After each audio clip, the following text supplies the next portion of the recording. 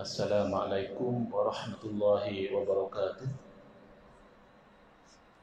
Bismillahirrahmanirrahim. Alhamdulillahi rabbil alamin. Wa afdalus salati wa atammu taslimi ala sayyidina Muhammadin wa ala alihi wa sahbihi ajma'in. Rabbi shrah li sadri wa yassir li amri wahlul 'uqdatam min lisani yafqahu qawli. Subhanaka la ilma lana illa ma 'allamtana innaka antal alimul hakim. Allahumma akhrijna min zulumatil wahmi wa akrimna binuril fahmi waftah alaina bima'rifatil ilmi wa sahhil akhlaqana bil hilm. Waj'alna mimman yastami'una al-qawla fayattabi'una ahsanah. Allahumma ati nufusana taqwaha wa zakkiha anta khairu man zakkaha anta waliyuha wa maulaha. Allahumma arinal haqqa haqqan warzuqna ittiba'ah wa arinal batila batilan warzuqna ijtinabah. Allahumma anfa'na bima 'allamtana wa 'allimna ma yanfa'una wa zidna ilman wa huda. Amma ba'd. Alhamdulillah, muslimin muslimat, hadirin hadirat yang saya hormati, moga-moga kita semua dirahmati dan diberkati oleh Allah Subhanahu wa taala, dan moga-moga kita semua dikurniakan oleh Allah SWT kefahaman yang baik di dalam urusan agama sesuai dengan sabda junjungan Nabi kita Nabi Muhammad sallallahu alaihi wasallam, man yuridillahu bihi khairan yufaqihu fid din. Barang siapa yang Allah nakkan dengan dia kebaikan, nescaya Allah beri dia faham di dalam urusan agama beserta dengan akhlak yang mulia sesuai dengan sabda Nabi sallallahu alaihi wasallam, innama bu'istu liutammima makarimal akhlak. Hanya saja aku dibangkitkan demi untuk menyempurnakan kemuliaan akhlak. Alhamdulillah, malam ini insyaAllah kita akan menyambung pengajian kuliah maghrib bulanan hari Jumaat yang keempat, anjuran Masjid Sultan Salahuddin Abdul Aziz Shah, iaitu Masjid Negeri Shah Alam, menggunakan kitab Nurul Huda, Cahaya Hidayah, yang disusun oleh guru saya Al-Fadhil Ustaz Haji Adnan bin Haji Muhammad Samman, hafizahullah ta'ala wa nafa'ana bihi wa bi'ulumihi fid daraini amin, mensyarahkan kitab Masailut Tauhid, masalah-masalah, persoalan-persoalan berkaitan tentang ilmu tauhid, yang disusun oleh ayahanda beliau dan juga guru saya almarhum Tuan Guru Haji Muhammad Saman Kati rahimahullah ta'ala wa nafa'ana bihi wa bi'ulumihi fid daraini amin. Kita sampai ke muka surat 45, iaitu nuskhah terbitan Akademi Jawi Malaysia, peringatan. Dalam kuliah yang lalu telah disebutkan dalam kitab ini oleh penyusunnya untuk kita jangan sampai tidak tahu membezakan antara Allah Ta'ala dengan makhluk. Dan kebelakangan ini, perkara ini nampaknya menjadi lebih serius bila mana ada golongan yang atas alasan kononnya berpegang dengan Al-Quran dan juga As-Sunnah, lalu menggunakan pendekatan literalis, zahiri yang melulu di dalam berdepan dengan ayat suci Al-Quran dan juga hadis-hadis Nabi sallallahu alaihi wasallam, sehingga membawa kepada seolah-olah Allah itu seperti makhluk juga. Allah juga ada tempat sebagaimana kita ada tempat. Allah juga boleh bergerak turun naik daripada atas ke bawah. Allah juga ada anggota tangan dan sebagainya, tetapi mereka cuba mencantikkan pegangan yang batil ini dengan kata mereka tak sama seperti makhluk. Allah di atas arasy tapi tak sama seperti makhluk di atas kursi misalnya. Allah turun tetapi tidak sama seperti turun makhluk, ya. Tapi kalau kita kata okey, kalau begitu kita jangan maknakan dengan makna turun. Kita serah makna nuzul kepada Allah Ta'ala. Yang katakan turun ke langit dunia itu serah kepada Allah, kan itu lebih selamat. Tapi dia nak letak makna turun juga, tapi tak sama seperti makhluk. Bahkan baru-baru ini ada yang mengatakan tak sama sebab Allah tu alam ghaib. Kita ni alam syahadah, Allah tu alam ghaib. Ini kalimah yang batil, bahkan kalau disengajakan ini kalimah yang kufur. Kerana alam adalah ma siwa Allah. Alam itu adalah apa yang selain daripada Allah, iaitu makhluk. Sehebat mana pun, seperti arasy, langit, bumi, syurga, neraka, para nabi, para malaikat, yang namanya ma siwa Allah itu alam. Sama ada itu alam syahadah seperti yang kita nampak di depan mata kita, adapun alam ghaib seperti malaikat, seperti jin yang kita tidak nampak, tetap namanya makhluk. Maka sangat batil kalau mengatakan Allah itu alam ghaib. Yang berkenaan kena perbetulkanlah. Kalau dia tergelincir lidah, sabkun lisan, slip of the tongue, ya. Tak maksud nak cakap macam itu, tercakap. Kena bagi tahu lah. Yang saya sebut itu tu tersalah cakap. Saya tidak maksudkan demikian. Na'udzubillah kalau sampai bermaksud demikian, itu adalah akidah yang kufur. Mengatakan Allah itu alam, baik alam syahadah atau alam ghaib atau alam apa, itu adalah menyamakan Allah seperti makhluk.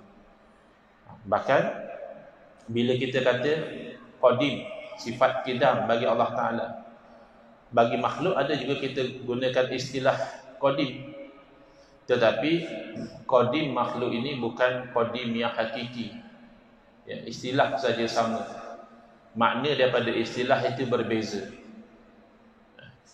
Iaitu qadim yang zati. Ini saya refresh daripada kuliah yang lalu. Iaitu memang tiada permulaan bagi zat ini, iaitu zat Allah Ta'ala. Allah Ta'ala wujud tanpa ada permulaan.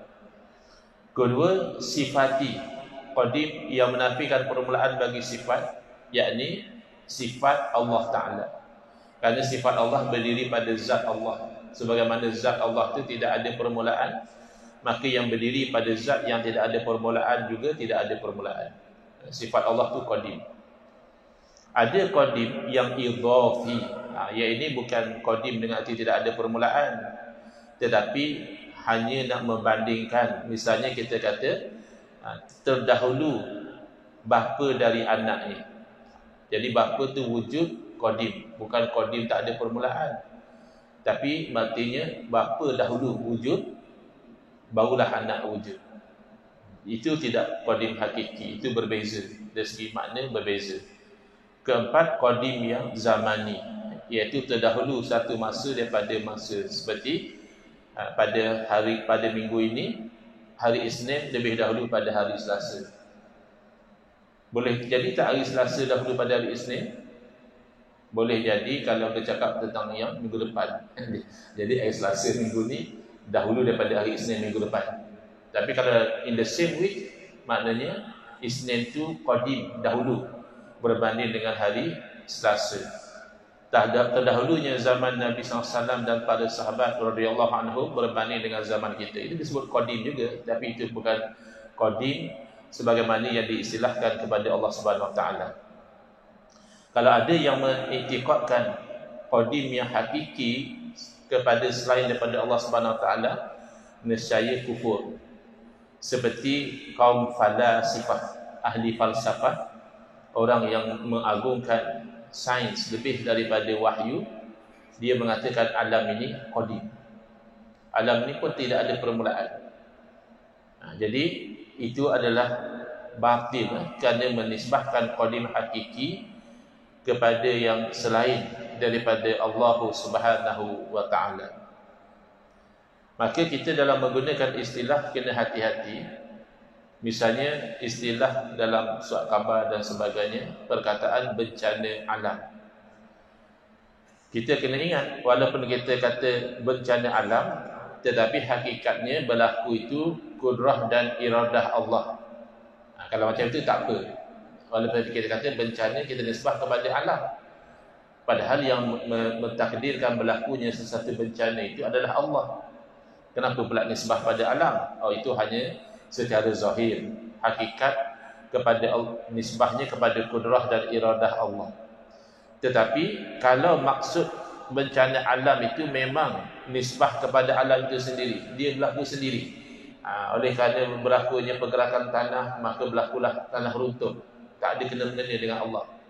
Ini memang natural. Itu tidak syak lagi kufur. Jadi hati-hati ya. Dalam membezakan antara perkara yang sababiyah, bercakap daripada sudut cause and effect, itu boleh. Dan juga perkara yang hakikiyah, bercakap tentang hakikat, itu mesti kepada Allah Subhanahu Wa Taala. Jadi kiaskanlah kepada yang lain. Misalnya dikatakan hakisan air, hakikatnya Allah yang menjadikan, hakisan angin dan sebagainya. Maka segala sebab dan asbab, sebab tu satu, asbab tu banyak. Musabbab, efek dia. Musabbib, Allah Ta'ala yang menjadikan sebab. Jadi sebab dan musabbab ini hakikatnya dia tidak mesti begitu. Misalnya kita katakan bersentuh dengan api itu sebab, hangus tu musabbab. Bersentuh dengan api itu cause, hangus tu efek dia. Itu hanya kerana Allah jadikan, dan kita observe itulah kebiasaannya. Tapi secara hakikat boleh sahaja Allah jadikan bersentuh dengan api tetapi tidak hangus. Ataupun sebaliknya, Allah jadikan sesuatu itu hangus tanpa bersentuh dengan api. Tapi itu diistilahkan khariq lil adah. Terjemah direktnya mencari adat. Terjemah bahasa moden luar biasa.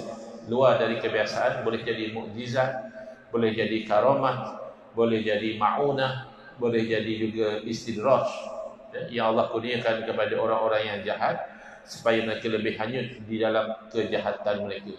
Jangan kita sangka setiap perkara yang luar kebiasaan itu mesti bagus. Kalau dalam bentuk mukjizat dah tak ada lah. Kerana itu hanya kepada para rasul. Dalam bentuk karamah boleh jadi ada. Kerana itu kepada para awliya, masih ada wali-wali di zaman kita. Kalau bentuk ma'unah, pertolongan daripada Allah Ta'ala, sekali-sekala Allah beri pertolongan pada orang soleh luar dari kebiasaan, boleh jadi. Ataupun dalam bentuk istidraj itu yang kita tak mahu, ya. Luar biasa, tapi luar biasa yang tidak ada ridha daripada Allah Subhanahu Wa Taala, orang itu lebih hanyut di dalam kesesatan dan juga kebatilan. Next, kita pergi kepada sifat yang wajib bagi Allah Ta'ala. Kita terangkan lagi sekali. Wajib di sini berarti akal tidak boleh terima, tidak ada sifat itu. Wajib akli, bukan wajib syarak. Kerana pernah orang komplain, dia kata tak betul belajar sifat 20 ni. Sifat yang wajib bagi Allah, siapa pula yang nak wajibkan pada Allah? Dia ingat macam kita kan, diwajibkan solat 5 waktu, diwajibkan puasa bulan Ramadan. Siapa yang wajibkan? Allah. Kalau Allah pun dibuat wajib, macam mana pula siapa yang wajibkan ke atas Allah? Ini penyakit gagal faham, tapi rajin hentam. Dia tak faham, tapi dia hentam benda yang dia tak faham. Bila orang belajar sifat 20 sifat yang wajib bagi Allah itu bukan wajib syarak yang buat dapat pahala, tak buat berdosa, bukan. Iaitu wajib akli. Akal yang sihat tidak boleh terima kalau Allah tidak bersifat, antaranya sifat baqa. Apa erti baqa? Baqa dari segi bahasa kekal. Bila kita kata Allah wajib bersifat baqa, iaitu kekal Allah Ta'ala. Itu terjemahan. Apa huraiannya? Apa makna bila kita kata sifat baqa? Iaitu menafikan kesudahan bagi wujud Allah Ta'ala. The existence of Allah has no end. So we are denying the end of Allah's existence. Tak ada. Tak ada yang namanya perakhiran bagi wujud Allah. Itu yang dinafikan. Itu maksud baqa. Sebab baqa ni salah satu sifat salbiyah. Salbiyah ni maknanya sifat yang berfungsi menafikan yang tidak layak dengan Allah. Maka adanya perakhiran bagi wujud Allah tu dinafikan. Yakni wujud Allah Ta'ala itu tidak dihubungi oleh adam. Beza dengan wujud makhluk dihubungi oleh adam. Adam maknanya tiada. Jadi kita pernah tiada, kemudian Allah adakan kita. Kemudian kita tiada. Dan Allah adakan semula. Dan Allah kekalkan. Itu beza. Ya. Allah kekalkan ahli syurga dalam syurga, Allah kekalkan ahli neraka dalam neraka. Allah yang kekalkan. Maknanya kekalnya makhluk itu kekal yang Allah jadikan. Sedangkan kekalnya Allah itu kekal yang zati.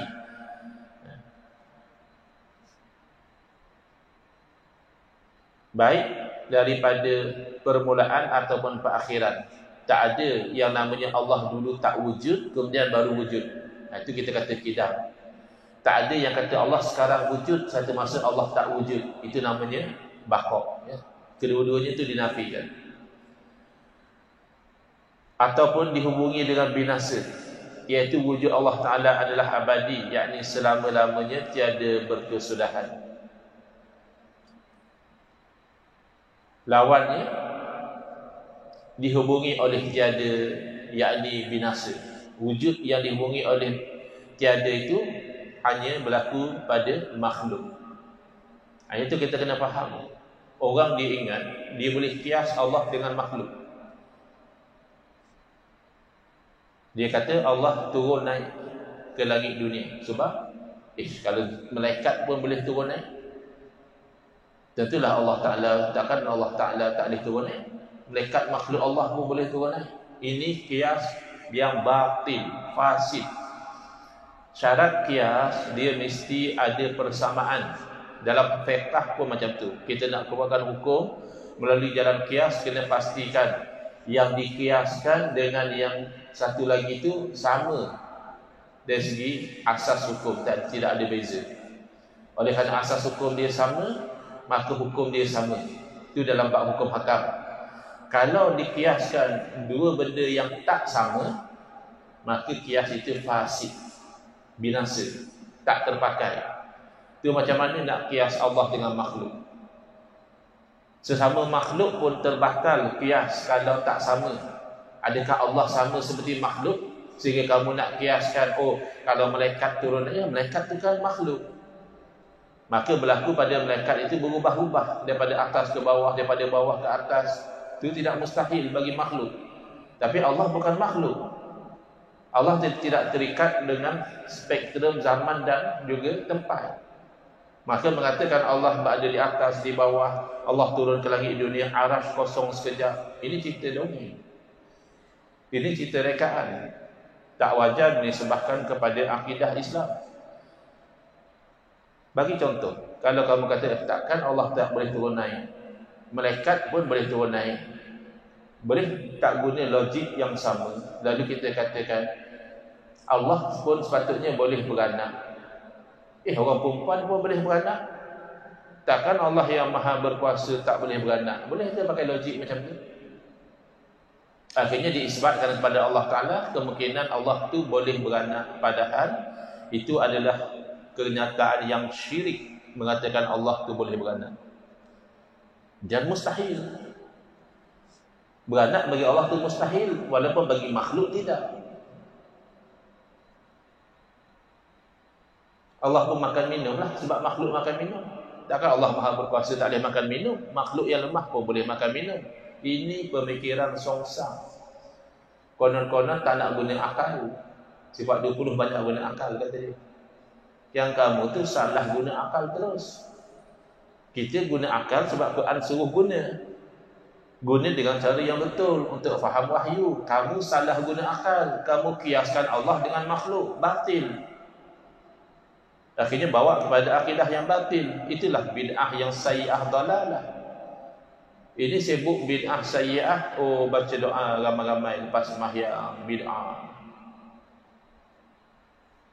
Baca doa ramai-ramai lepas solat itu terpayung dengan dalil umum, iaitu Nabi SAW memberitahu tidaklah satu kumpulan itu berkumpul dan salah seorang berdoa dan diaminkan oleh yang lain, melainkan Allah Ta'ala perkenankan doa mereka. Tidakkah kita doa lepas solat itu ada seorang berdoa dan orang lain amin? Maka terpayunglah dengan dalil umum tadi. Itu pula yang dia serius. Oh, dia kata siapa yang doa ramai-ramai lepas solat tu wudu melampau. Tinggal lagi, jangan kita sampai tinggalkan yang sabit dengan dalil khusus, sedangkan yang dengan dalil umum kita buat. Contoh, lepas solat dia ada dalil khusus, wirid-wirid yang warid exactly daripada Nabi SAW. Antaranya istighfar 3 kali. Itu ada hadis Nabi SAW lakukan lepas solat istighfar 3 kali.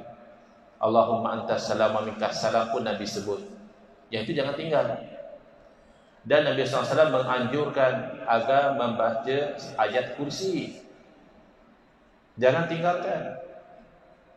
Sebab di tempat kita ni biasanya kalau imam tinggalkan, makmum tinggal. Padahal tak perlu. Bab sembahyang kita kena ikut imam. Ya, imam baca kunut kita baca, imam tak baca kita tak baca. Ya, ikut imam. Tapi wirid dah habis, hubungan kita dengan imam dah habis. Berarti kalau imam tak wirid, kita wiridlah nak dapat fadilat. Tapi kebiasaannya makmum-makmum kita ni di Malaysia, kalau imam tak wirid, dia pun tak wirid. Maka imam usahakan jangan tinggal wirid yang warid daripada Nabi SAW. Jangan tinggal ayat kursi. Kerana Nabi SAW beritahu, siapa yang baca ayat kursi lepas solat, tidak ada antara dia dan syurga melainkan mati. Maknanya balasannya syurga, tunggu mati je nak dapat balasan. Dan jangan tinggalkan subhanallah 33, alhamdulillah 33, Allah Akbar 33, kerana Nabi SAW memberitahu, Nabi pesan kepada sahabat, ini amalan yang akan dapat kita mengejar orang-orang yang terdahulu dan orang yang kemudian tidak boleh kejar kita dari segi pahala, kecuali dia buat sama macam kita. Apa kalau dia buat macam itu? Allah ampunkan dosa dia walaupun sebanyak buih di lautan. Tiba-tiba kita tinggal yang warid secara khusus, kita baca doa ramai-ramai, itu tak kena. Bukan tak kena baca doa ramai-ramai, tak kena tinggalkan wirid yang warid tadi. Kalau untuk subuh dan maghrib ada lagi yang special, 2 waktu ni. Subuh dan maghrib lepas kita sudah istighfar, sebelum daripada kita mengubah kedudukan tahiyat akhir kita tu, habiskan dahulu la ilaha illallah wahdahu la syarikalah lahul mulku wa lahul hamdu yuhyi wa yumitu wa huwa ala kulli syai'in qadir. Berapa kali? 10 kali. Apa fadilat? Diberi 10 kebaikan, dihapus 10 kejahatan, dinaikkan 10 darajat, dijadikan perisai daripada syaitan dan juga perkara-perkara yang tidak elok. Itu ilmu pendinding, amalan pendinding yang diajar oleh Nabi SAW. Kenapa kita tinggal? Bukan banyak, 10 kali. Tapi kalau sebut 3 tak boleh, Ustaz? Ya boleh, tak sebut langsung pun boleh. Benda sunat, buat dapat pahala, tak buat tak berdosa. Tapi tak rasa rugi ke? Tak dapat fadilat tadi. 2 waktu ya, lepas maghrib, lepas subuh. Zuhur, asar, isyak tak nak sebut yang tu pun tak apa. Dan 2 waktu ini juga yang sangat special dan ringan saja sebenarnya. Allahumma ajirni minan nar 7 kali. Kenapa jangan tinggal? Kerana Nabi SAW beritahu, siapa yang sebut Allahumma ajirni minan nar 7 kali selepas daripada salat maghrib, ditakdirkan dia meninggal pada malam tersebut tidak masuk neraka. Dan kalau dia sebut Allahumma ajirni minan nar 7 kali selepas daripada salat subuh, takdirlah dia meninggal di siang hari itu tidak masuk neraka. Soalan yang bunyi agak kasar, tuan-tuan nak meninggal bila? Nak meninggal bila tuan Haji? 2 pilihan saja, siang atau malam. Dan kalau meninggal siang tak masuk neraka, meninggal malam tak masuk neraka, nak apa lagi? hanya Allah majini minan nar 7 kali. Tapi kalau sebut 3 boleh ke Ustaz? Ada juga yang tanya macam tu. Boleh, tak sebut langsung pun boleh. Tapi kan rugilah kalau tak dapat jaminan selamat daripada api neraka. Kata guru kami Syekhuna Syekh Nuruddin Al-Banjari Al-Makki hafizahullah taala, pintu neraka ada 7. Apa kata kita sebut Allah majini minan nar, Allah tutup 3, 4 masih tunggu. Kan tak selesai. Anak-anak Nabi SAW dah bagi tahu, sebut 7 kali, tak masuk neraka, kita sebut 7 kali. Jadi jangan tinggalkan wirid yang warid daripada Nabi SAW, lalu kita berdoa panjang-panjang. Jangan. Tak salah doa ramai-ramai. Tapi yang Nabi ajar kita tinggal. Dan ada riwayat Nabi SAW beritahu, orang yang disibukkan oleh wiridnya daripada berdoa, dia tak sempat doa kerana sibuk wirid. Maka Allah beri kepada dia lebih baik daripada orang yang berdoa. Maknanya kalau kita skip doa masih okey lagi, berbanding dengan kita skip wirid yang warid daripada Nabi sallallahu alaihi wasallam. Jadi kita nasihatlah kepada imam-imam kita, jangan tinggalkan wirid yang warid daripada Nabi sallallahu alaihi wasallam. Kecuali lah emergency, lepas bagi salam, perut memulah, tak ada nak tahanan, tu nampak macam mana. Tapi dalam keadaan biasa, jangan tinggalkan. Baik, tu selingannya. Tapi selingan pun ambil perhatianlah, supaya kita tidak rugi fadilat amalan yang dijanjikan dengan ganjaran yang hebat oleh Rasulullah sallallahu alaihi wasallam.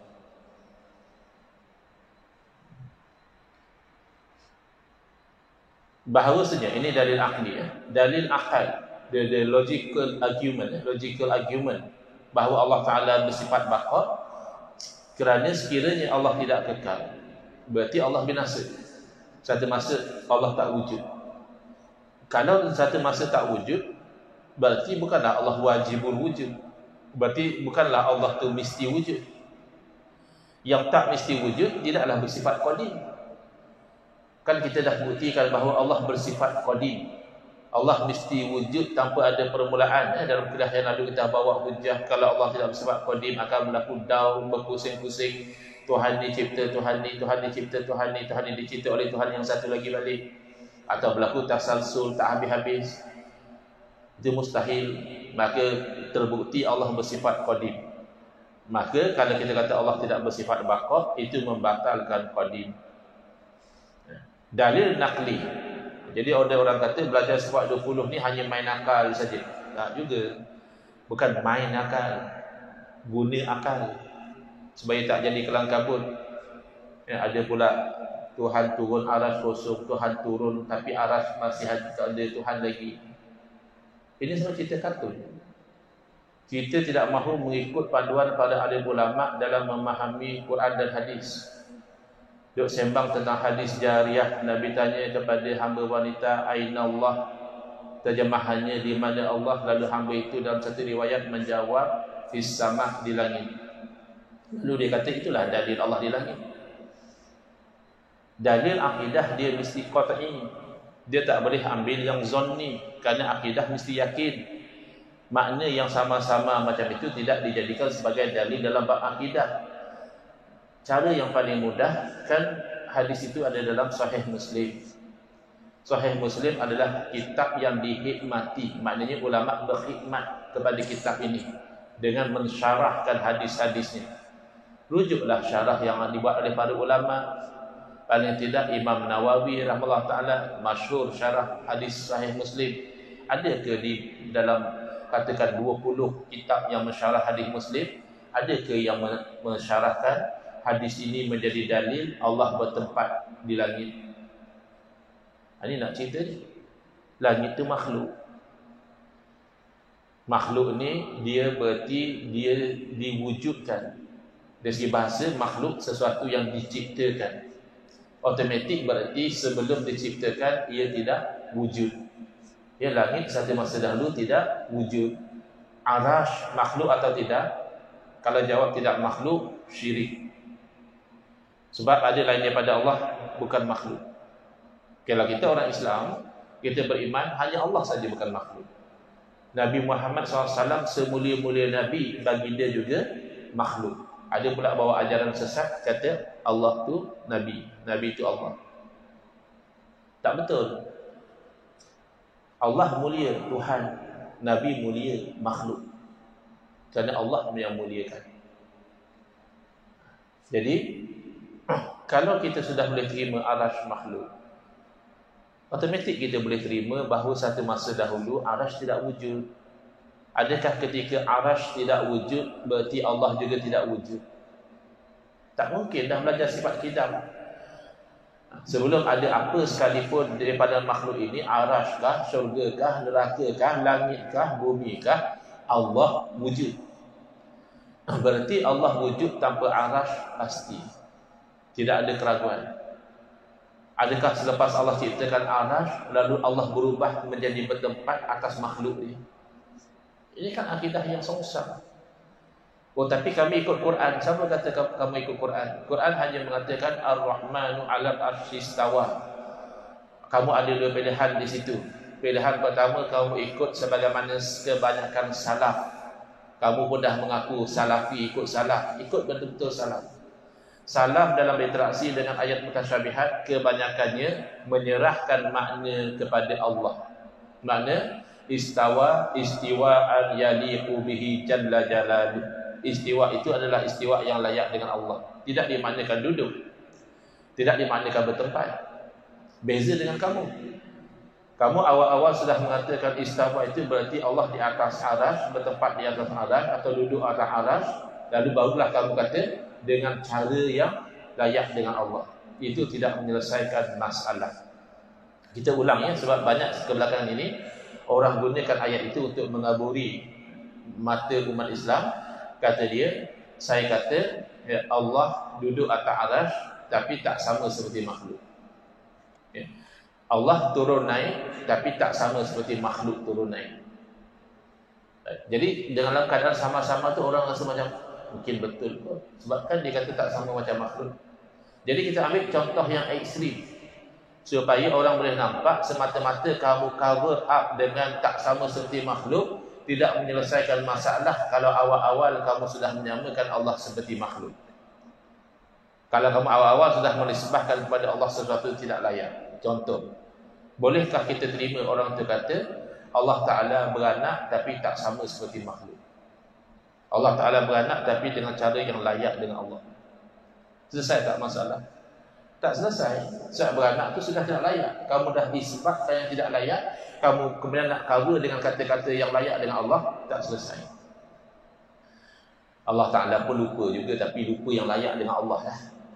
Boleh ke?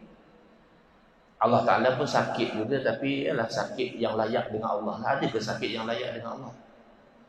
Bahkan dalam hadis kursi, apabila Allah Ta'ala menggunakan istilah marid tu, aku sakit, falam ta'ud ni, kamu anak Adam tak ziarah aku, Allah sendiri takwil alih daripada makna zahir marid tu berarti sakit. Bila ditanya, Allah Ta'ala menerangkan maridha abdi fulan, maksud aku sakit, hamba aku si fulan sakit, tapi kamu tidak ziarah dia. Jadi nak membesarkan penting ziarah orang sakit, Allah nisbahkan kalimah sakit itu kepada Allah, padahal mustahil Allah sakit. Jadi kita fahamkan. Jadi oleh kerana waktu kita sudah nak masuk Isyak, insya-Allah kita akan sambung dalam kuliah yang akan datang dalil naqli ya, bagi Allah bersifat baqa wa yabqa wajhu rabbika dzul jalali wal ikram, dan kekal zat Tuhanmu yang maha agung dan yang maha mulia. Wallahu a'lam. Bismillahirrahmanirrahim. Alhamdulillahirabbil alamin, wassalatu wassalamu ala sayidina Muhammadin wa ala alihi wa sahbihi ajma'in. Allahumma shrah sudurana wa ahsin akhlaqana wa azim ujurana wa nawwir qulubana bi nur hidayatika kama nata'dha bi nur syamsika abadan abada bi rahmatika ya arhamar rahimin. Walhamdulillahirabbil alamin. Amin ya rabbal alamin. Allahu akbar. Allahu akbar. Allah